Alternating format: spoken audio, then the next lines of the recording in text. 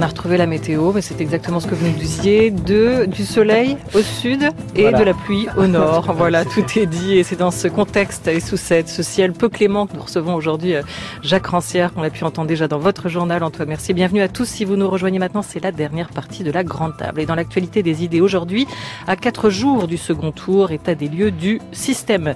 Avec le philosophe Jacques Rancière, l'auteur de Le partage du sensible, Le spectateur émancipé et de la haine de la démocratie, paru à la Fabrique, au fondement paradoxal de la politique. Dans un ouvrage à paraître, En quel temps vivons-nous? C'est son titre, en conversation avec Éric Hazan, le fondateur des éditions La Fabrique qui le publie. Il questionne l'époque, les diverses formes de domination et une possible redéfinition des rapports sociaux. Le philosophe revient également sur des thèmes qui lui sont chers, comme l'opposition entre logique démocratique et logique représentative, sur le manque de débouchés des mouvements alternatifs ou encore sur la non-décomposition du système représentatif, ce système qui tient le coup et trouve le moyen de s'arranger avec les anomalies et les monstres qu'il secrète. Bonjour Jacques Rancière. Bonjour. Un système qui génère ses propres monstres. En quel temps vivons-nous? C'est le titre de cet ouvrage à paraître, Ces monstres. Est-ce qu'aujourd'hui, ils sont en train d'apparaître au grand jour pour vous? Oui, ils apparaissent au grand jour. En même temps, je pense qu'il faut relativiser. Il faut quand même penser que s'il n'y avait pas eu la fameuse affaire, disons, de Penelope Gate, nous aurions probablement un second tour opposant l'ancien Premier ministre de Monsieur Sarkozy à l'ancien ministre des Finances de Monsieur Hollande. Donc, je veux dire, malgré tout, la tempête, il faut qu'elle est quand même, malgré tout, il faut la limiter. Il faut quand même la relativiser. Bon, cela dit, bon, c'est vrai que on a ce système qui a été fait essentiellement pour un homme et avec toujours l'idée justement d'une sorte de fond d'incarnation, parce qu'au fond le problème de la logique représentative, c'est que bon, ça finit par générer cette espèce d'alternance de partis qui finalement se ressemblent de plus en plus, et au fond là, il y a comme cette logique d'incarnation, l'idée comme ça qu'il y a un homme qui représente en quelque sorte le peuple par-delà les divisions partisanes, qui est toujours là, bon, qui fonctionne comme ça, et ça fait un système qui est bâtard. Ce système de la Ve République est bâtard depuis le départ. À un moment donné, on pensait que c'était stabilisé, on avait une droite, on avait une gauche, bon, ça ressemblait de plus en plus, ça fonctionnait à peu près de manière correcte, mais cela dit quand même très très rapidement, bon, on a vu qu'il générait justement son propre hors-système, c'est-à-dire que bon, voilà, tout d'un coup, disons, il y avait comme une espèce de niche qui était créée, à savoir ceux qui ne sont pas dans le système, qui sont nombreux, il y a beaucoup de gens qui votent pour eux, et pourtant ils n'ont jamais d'élus, et voilà, bon, je crois qu'il y a vraiment une logique systémique, qui apparaît maintenant un peu au grand jour, parce qu'effectivement c'est la première fois que au second tour, on n'a aucun représentant de ces deux partis qui normalement devaient se partager le pouvoir sans problème. Pour un théoricien quand même, entre guillemets, du système comme vous, oui, Jacques Rancière, vous devez être surpris, étonné par cette élection où tous les candidats, y compris François Fillon, quelque part, se sont présentés comme anti-système. La représentation est un principe oligarchique, avez-vous écrit. Notre système électoral est un compromis historique entre pouvoir oligarchique et pouvoir de tous. Ces mots sont de vous, mais alors par quel tour de passe-passe, à la gauche des gauches, au centre comme à l'extrême droite, des candidats dans cette présidentielle qui jouent donc le jeu du système pour se faire élire, arrivent à faire croire ou à se présenter tous comme des anti-systèmes? Bon, je pense que c'est effectivement une nécessité. Bon, à un moment donné, bon, malgré tout, c'est un système qui supposait au départ le système représentatif, qui avait une espèce de classe de gens raisonnables, qui par leur place dans la société étaient capables de voir un petit peu les intérêts généraux de la société, de les arranger, de les régler. Bon, il est apparu que ça était une plaisanterie et que bon, la politique officielle devenait effectivement l'affaire, disons, de spécialistes, de groupes de spécialistes en conflit, et voilà, bon, alors je dirais que malgré tout il y a un peu régulièrement d'une certaine façon ce système doit d'une part il engendre ses propres effectivement monstres, mais aussi engendre effectivement ces espèces d'anticorps, ou engendre ces espèces de prétendus remèdes internes qui font partie du système aussi, alors c'est ça que vous dites? Oui, oui, fondamentalement oui, je pense que on peut dire qu'il y a eu des époques où il y avait véritablement un système parlementaire stable, et puis il y avait des forces comme, si on pense effectivement à ce qu'a représenté le mouvement communiste et le mouvement syndical en France, on peut dire qu'il y avait vraiment comme une espèce de force ouvrière qui à la fois était un peu dans le système, un pied dans le système, mais qui en même temps représentait un extérieur réel au système. Bon, je dirais, on n'est plus dans ce cas de figure-là, on est dans un cas de figure où fondamentalement, y compris l'extrême droite, je veux dire, malgré tout notre extrême droite, quoi qu'on dise, elle est quand même très très différente de l'extrême droite sorte fondée dans vraiment les milices, les milices armées, les corps francs de l'époque de Weimar, etc. On n'est plus dans ce système véritablement de mouvements d'extrême droite, armés, actifs, de bandes fascistes qu'on a connues, quoi. On est quand même avec un parti d'extrême droite qui, même s'il reprend un certain nombre de thèmes, a été vraiment engendré par le système électoral. Je veux dire, c'est pas une espèce de pression de masse raciste, de manifestations racistes de masse qui a donné lieu à l'existence du FN. Alors vous la définiriez comment, cette extrême droite? C'est intéressant. Je la définis effectivement comme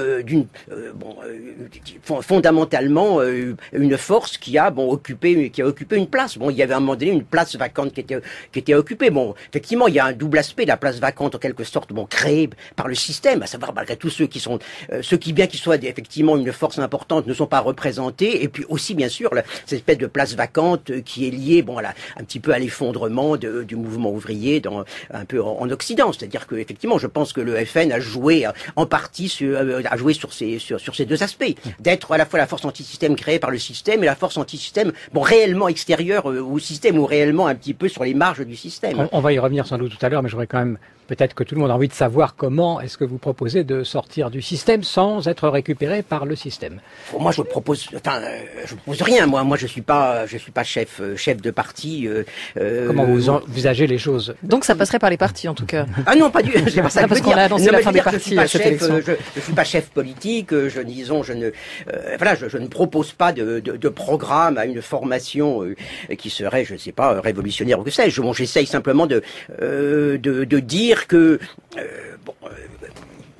il faut effectivement essayer, si on veut sortir du système, en tout cas si on veut essayer de penser un petit peu de sa logique, effectivement qu'il faut avoir des forces politiques qui soient des forces qui ne soient pas comme alignées finalement sur l'agenda électoral, qui ne soient pas alignées un petit peu sur l'agenda officiel de l'État, et ça c'est extrêmement difficile. On voit bien que c'est quand même ça qui est apparu à travers les mouvements des places un peu partout, y compris Nuit debout ici, à savoir l'idée malgré tout que s'il y a une alternative, effectivement, ça veut dire que se constituent des forces qui ont, leur propre agenda, leur propre forum de discussion, leur propre temporalité, leurs propres objectifs, qui peuvent très bien rencontrer, y compris sous la forme, du heurt, les agendas officiels, mais qui soient véritablement, indépendants. Et c'est un peu ça qui se joue tout le temps, qui s'est joué avec l'affaire Podemos en Espagne, après avec Syriza en Grèce. Podemos, c'est quand même un mouvement, comme vous le dites, et qui est devenu un parti. Donc qui est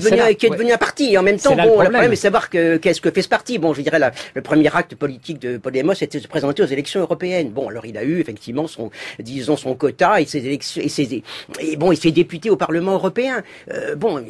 Après ça, s'est posé le problème des alliances électorales et Donc il est entré dans le système.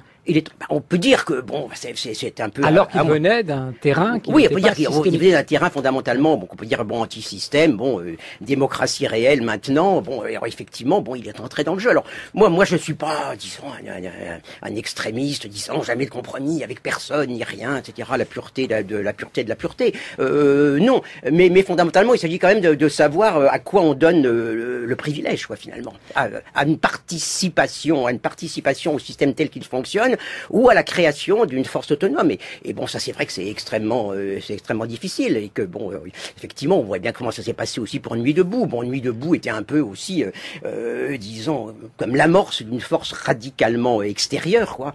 On peut dire que essentiellement ces thèmes ont été repris par Mélenchon, et que on peut assez imaginer que un certain nombre de militants de Nuit debout sont devenus des militants mélenchoniens. Voilà, et la question ça effectivement est toujours pour moi là. C'est-à-dire si on pense à une question comme la campagne de Mélenchon, on a quelqu'un qui dit élisez-moi comme président de la République, voilà mon programme, mais attention, si je suis élu, de toute façon je vais ficher tout ça en l'air et faire une nouvelle constitution. Alors je pense que la logique, il y a une logique un peu qui est bizarre dans cette affaire-là, quoi. Jacques Rancière, en quel temps vivons-nous? Vous déplorez justement l'absence de débouchés de ce type de mouvement, et vous l'évoquez, des mouvements alternatifs qui se trouvent finalement ou se retrouvent contraints de jouer le jeu électoral et de s'inscrire dans cet agenda étatique que vous évoquiez. L'énergie d'Occupy Wall Street a soutenu la campagne de Sanders, qui n'a eu finalement que le choix de soutenir Hillary Clinton. On peut faire le parallèle avec la France. De la même manière, on peut dire que l'énergie de Nuit debout a soutenu la campagne de Jean-Luc Mélenchon, c'est ce que vous venez de nous dire, qui finalement peut-être aurait dû n'avoir d'autre choix que de soutenir Emmanuel Macron. Sauf que pour l'instant, consigne n'a pas été donnée par la France insoumise de voter pour Emmanuel Macron. Vous le déplorez ? Non, enfin moi je pense que c'est une tentative de résistance justement à cet enchaînement logique des choses, à ce système que vous décrivez. Je pense que c'est plus compliqué parce que bon, il y a, disons, dans tous les vaincus du premier tour, effectivement, il y a cette espèce d'arrière-pensée que bon, plus Macron sera faible, plus eux éventuellement seront forts au moment des législatives. Donc je veux dire, il y a, bon, je sais pas si c'est vraiment la pureté, disons, de l'intransigeance révolutionnaire qui est là derrière, ou si c'est un peu le même calcul finalement que font toutes les forces, bon, politiques traditionnelles battu au premier tour. Non, moi, pour moi, si vous voulez, je dirais que dans une circonstance comme celle qu'on a vécue, la seule campagne pour moi qui était véritablement, qui aurait été significative, c'est une campagne pour la non-présidence. Moi, je dis toujours, je voterai pour un candidat à la non-présidence. Bon, mais effectivement, qui dirait quoi ce candidat? Qui dirait élisez-moi et bon et qui dirait élisez-moi et bon et aussitôt élu, bon aussitôt élu, disons je démissionne, aussitôt élu, bon effectivement on pourrait dire je propose la création d'une constituante ou que sais-je, un peu style Mélenchon, mais je crois que fondamentalement il faut être cohérent, quoi. C'est-à-dire que si on est contre l'institution présidentielle, on a pour seul point sur seul point, disons, de proposer sa destruction, quoi. On dit pas en même temps, voilà ce que je vais faire pour la sexoc, ce que je vais faire pour la culture. Mais vous voulez quand même des institutions politiques. Je sais pas que moi que je les veux pas, de toute façon elles y seront. Je suis pas du tout. Vous pensez que c'est nécessaire qu'il y en ait quand même? Moi, encore une fois, bon, je dirais les choses qui existent, elles existent. Je pense pas qu'il soit possible effectivement d'exister dans l'institution. En tout cas, on n'a jamais vu ça encore. Mais il y a institution et institution. Il reste possible d'envisager, des formes d'institutions qui soient réellement démocratiques et qui soient pas justement ancrées sur la question de la prise du pouvoir, de la lutte pour le pouvoir. C'est vrai que c'est un problème. Au fond, quel est le grand problème, je pense, de tous ces mouvements, démocratie réelle, etc. Bon, on dira ils n'ont pas de stratégie, mais ça veut dire quoi finalement? Je pense que fondamentalement aujourd'hui, les forces anti-système sont des forces de gens qui veulent pas le pouvoir, qui n'aiment pas le pouvoir, qui veulent pas le pouvoir. Et donc, d'une certaine façon, il y a toujours un moment où, évidemment, il y a cette espèce de jonction douloureuse quand fondamentalement on ne veut pas le pouvoir. On n'a pas beaucoup de chance de l'avoir, c'est sûr. Qu'est-ce qui se passe à cette espèce de point de jonction? C'est pour ça que je dirais que la conjoncture, disons, Nuit debout et puis élection présidentielle pouvait être intéressante. Vous pouvez imaginer effectivement que d'un mouvement effectivement de masse qui était quand même réel sorte quelque chose comme une mise en question du système présidentiel. Or, c'est évidemment pas ce qui a eu lieu, quoi. Bon, il y a eu cette espèce de retournement et puis c'est devenu un thème électoral. Bon, tout devient un thème électoral, quoi. Finalement, l'Assemblée constituante comme le revenu universel. Jacques Rancière, être à la fois dedans et dehors, la surprise quand même du premier tour, c'est le pari réussi de Jean-Luc Mélenchon, arrivé 4e avec près de 20% des voix. Mais que faire avec Jean-Luc Mélenchon, apprenti sorcier, pour Edwy Plenel, le fondateur de Mediapart? Je dis d'abord qu'il a réussi une formidable campagne qui a su fédérer, y compris d'ailleurs Mediapart a porté beaucoup de ses attentes depuis 9 ans, tout ce qui est au cœur de notre pays comme refondation démocratique, la 6e République, comme urgence écologique et comme nécessité sociale. Hélas, en effet, depuis dimanche dernier, il a transformé une immense victoire collective, il est devenu le leader de la gauche, objectivement, il a transformé cette victoire collective en défaite, en échec personnel. Et du coup, il a plongé sa France insoumise dans le désarroi, dans le trouble, en n'étant pas ce pédagogue de sa campagne électorale. Il ne prend pas conscience qu'il bénéficie d'un immense désastre. Jamais la gauche n'a été aussi faible, jamais la gauche n'a été aussi minoritaire, jamais la gauche n'a été aussi divisée. Et là, on ne reconstruira pas sans se parler, sans que les diverses composantes dialoguent. Il est stupéfiant pour tous ceux qui sont du camp de l'émancipation et des progressistes qu'il n'y ait même pas eu une seule réunion entre toutes ces composantes entre l'entre-deux tours, qu'il ne se soit pas parlé, qu'il n'ait pas appelé à un rassemblement.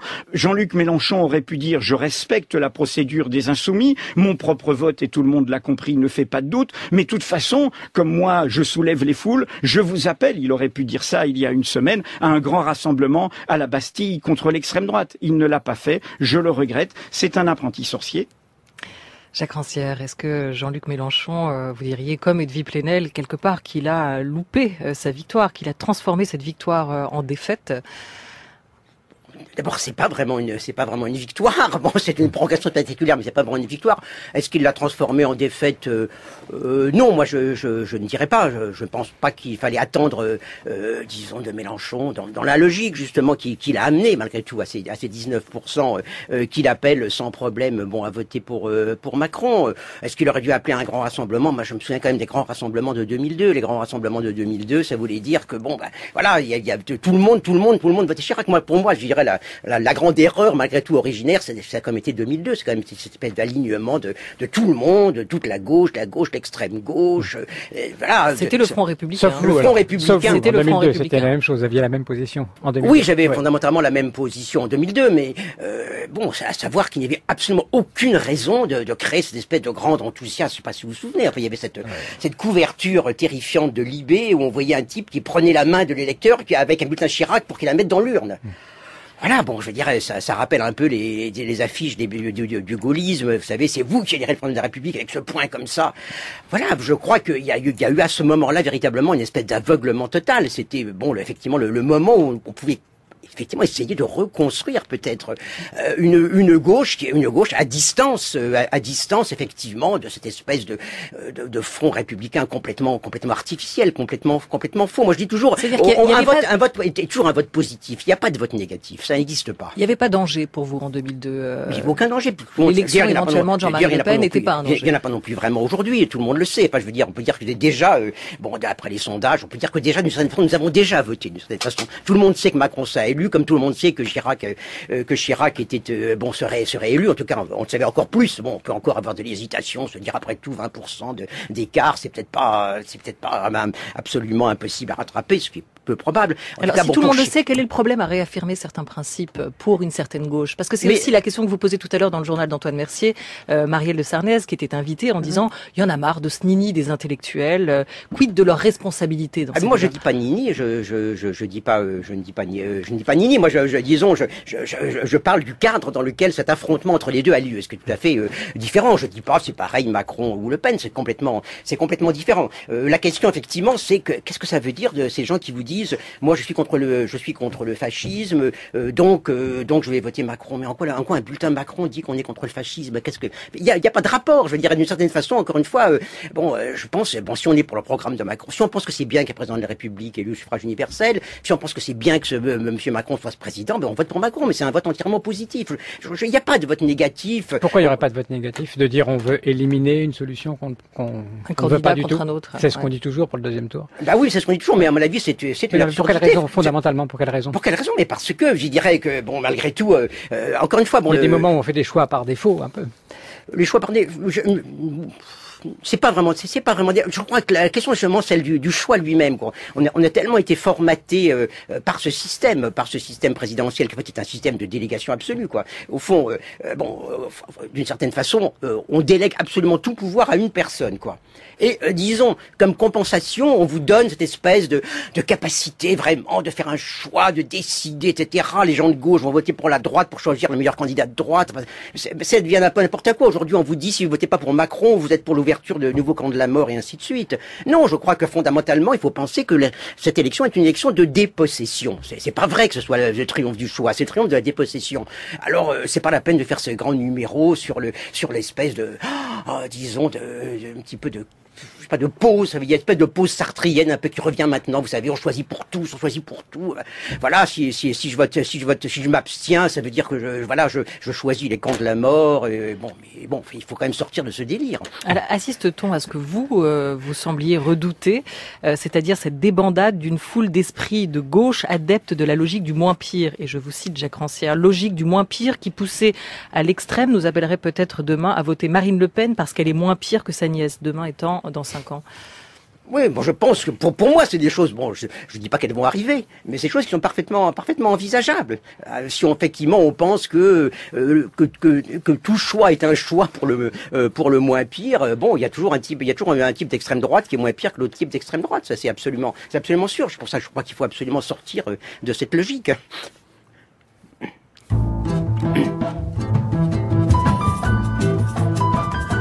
France Culture. La Grande Table. Olivia Gesbert.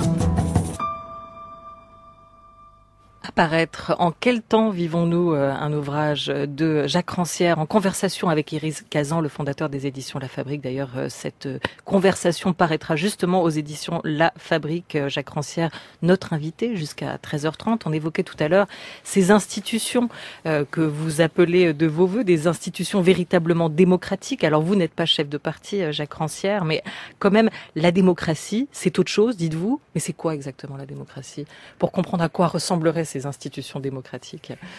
Bon, je pense que, disons, une institution démocratique, c'est une institution qui est fondée sur le principe d'une égale capacité de tous. Je crois que c'est fondamentalement la définition de la démocratie, d'ailleurs. Égale capacité à quoi?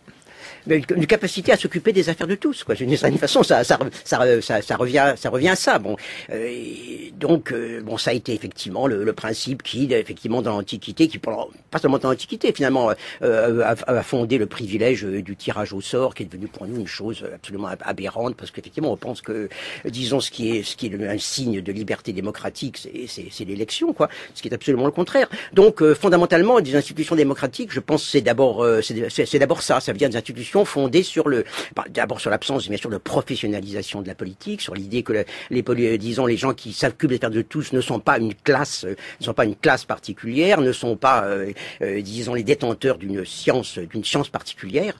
Et voilà, ça c'est, je dirais, pour le principe absolument, je dirais, en gros, disons, de ce que ça veut dire démocratie. Mais il faut quand même des représentants ou pas? Parce que c'est ça la question. Est-ce qu'il faut qu'il y ait des représentants? Je veux dire, dans toute activité humaine, disons, il y a des choses, il y a des choses qu'on délègue, des choses que les uns font, les autres font pas. Bon, et puis disent bon, c'est fondé sur la confiance, c'est fondé. Et ces représentants sont désignés d'une façon ou d'une autre, ou comment ils sont choisis?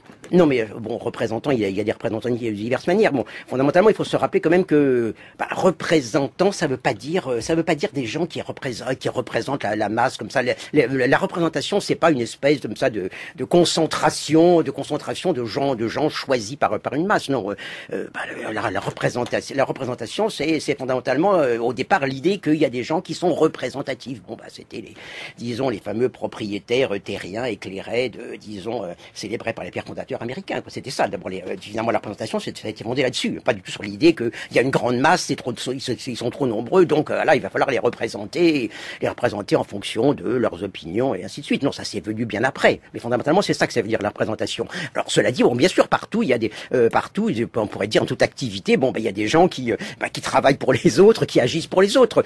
Bon, il y avait cette image, je me souviens, bon, vous savez, le texte de Karl Marx sur la Commune de Paris, l'adresse à l'international sur la Commune de Paris. Bon, il parlait comme ça, justement, de ces représentants qui sont devenus un petit peu comme des fonctionnaires, au service de la communauté, sauf que c'est des gens, bon, on leur confie une tâche, et puis on surveille l'exercice de cette tâche, éventuellement on les révoque s'ils font pas bien cette tâche, mais voilà, donc je pense qu'il y a un changement de statut. Bon, bien sûr, il y a toujours des gens qui vont vous représenter, bien sûr, il n'y a pas 50 millions ou 70 millions de personnes qui en même temps, disons, vont s'occuper de gérer les affaires communes, mais justement, je pense qu'il faut repenser un petit peu les affaires communes aussi en fonction de ça. C'est quand même une mutation historique, presque anthropologique que vous proposez. Ça voudrait dire qu'il y aurait le désintéressement qui s'instaurerait comme valeur centrale et qu'il y aurait plus ce que vous appelez d'incarnation aussi et que donc tout fonctionnerait de manière malgré tout, j'allais dire presque comme si l'histoire est aboutie, l'histoire est réussie.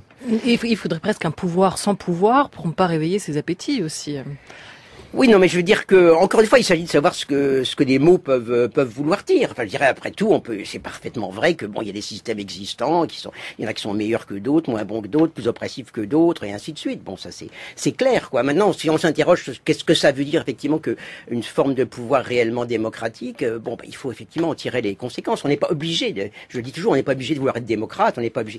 Mais c'est toujours extrêmement gênant, lorsqu'on appelle démocratie des choses qui ont absolument rien à voir avec, parce que là, on entretient effectivement la confusion, on fait comme si effectivement il y avait une espèce de peuple, une espèce de réalité substantielle qui serait là avant, qu'il faudrait écouter, il y aurait des gens qui tendraient bien l'oreille, etc., qui exprimeraient la volonté du peuple. Non, un peuple, c'est toujours un résultat, quoi. Finalement, bon, des gens se réunissent, ils font quelque chose ensemble, et ce quelque chose ensemble, effectivement, ils vont le faire selon des principes qui sont différents, soit selon le principe, effectivement, qu'il y a un type qui est plus fort que les autres, qui est bon pour tout diriger, suivant les principes qu'il y a une espèce de conflit d'intérêts, qu'on va trouver la formule qui arrange tout, selon le principe que, voilà, on essaye de faire ensemble, bon, au mieux ce qui concerne les affaires de tous, et voilà, oui, en déléguant, en surveillant. Mais bon, je dirais que ça, c'est des principes, moi, je propose pas une mutation, disons, de l'espèce humaine.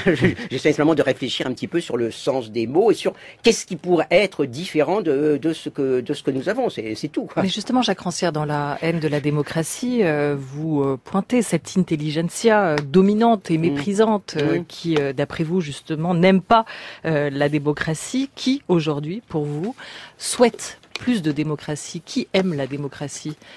Est-ce que face ou contre cette intelligentsia qui a pris le contrôle du système et qui génère son propre antisystème, il y a un peuple bien intentionné qui, lui, veut plus de démocratie et l'aime cette démocratie telle que vous la définissez? Encore une fois, le peuple bien intentionné, il n'existe pas comme ça, disons, voilà... par lui-même. Encore une fois, bon, un peuple, c'est quelque chose qui est le résultat d'un certain nombre d'opérations, de procédures, d'institutions.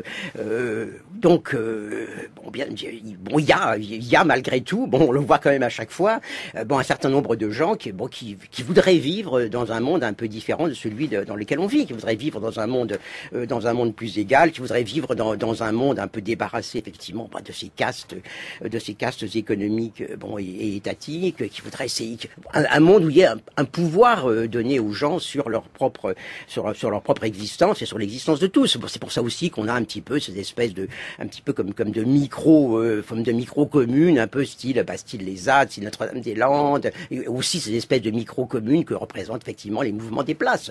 Bon, ça existe, on peut pas le nier. Bon, il y a effectivement un certain nombre de gens qui aiment avoir le pouvoir, un certain nombre de gens qui aiment obéir au pouvoir, et puis il y a un certain nombre de gens qui pensent que c'est bien finalement de fonctionner selon un principe d'une capacité égale. Mais ça se manifeste partout. Je veux dire, c'est justement, quand vous écrivez en vous posez la question, est-ce que j'écris pour tout le monde, ou est-ce que j'écris pour certains, ou est-ce que j'écris en me disant, oh là là, mais je suis intelligent, mais les gens sont bêtes, donc il va falloir que je mette au niveau des gens, et ainsi de suite. Est-ce que vous pensez que le système empêche idéologiquement l'émergence de ce que vous dites? C'est-à-dire, est-ce qu'il y a un combat idéologique à mener selon vous?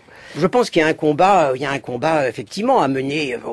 Vous savez, je suis vieux, puis il y a d'autres qui le mènent et qui sont plus jeunes, heureusement. Mais il y a certainement un combat à mener, d'une part, contre, effectivement, on peut dire les idéologies ouvertement réactionnaires, ouvertement, élitistes, enfin, ce qu'on appelle élitistes, parce que, disons, malgré tout, les élites sont quand même assez misérables sur tous les plans, quoi.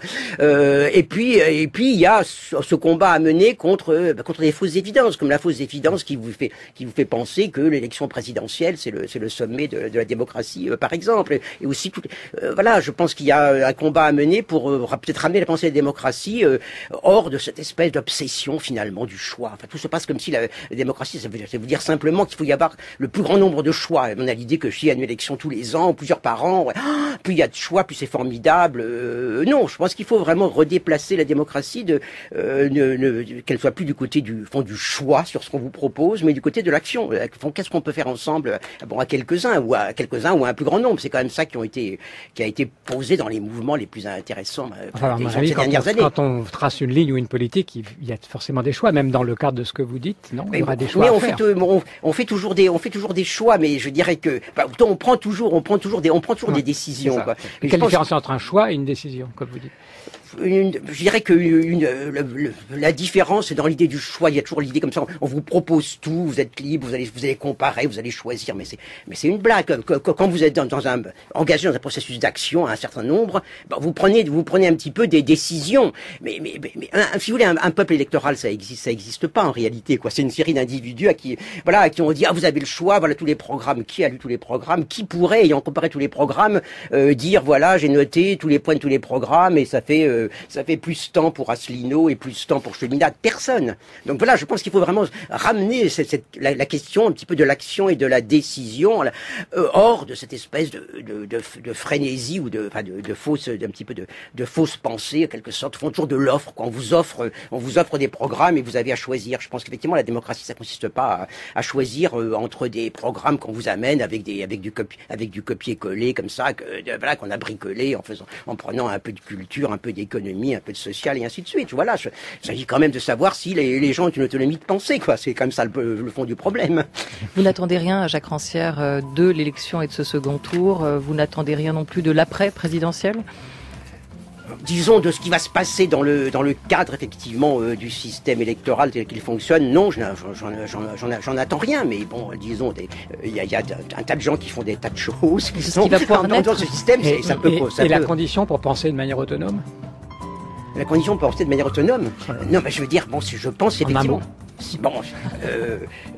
C'est d'essayer de voir ce qu'on peut faire à quelques-uns, un certain nombre pour changer les choses. Merci beaucoup Jacques Rancière. Voilà, vaste question ouverte par Antoine Mercier sur la fin de cette discussion. En quel temps vivons-nous ? Un ouvrage à paraître en dialogue avec Éric Cazan aux éditions de La Fabrique. Merci beaucoup à vous.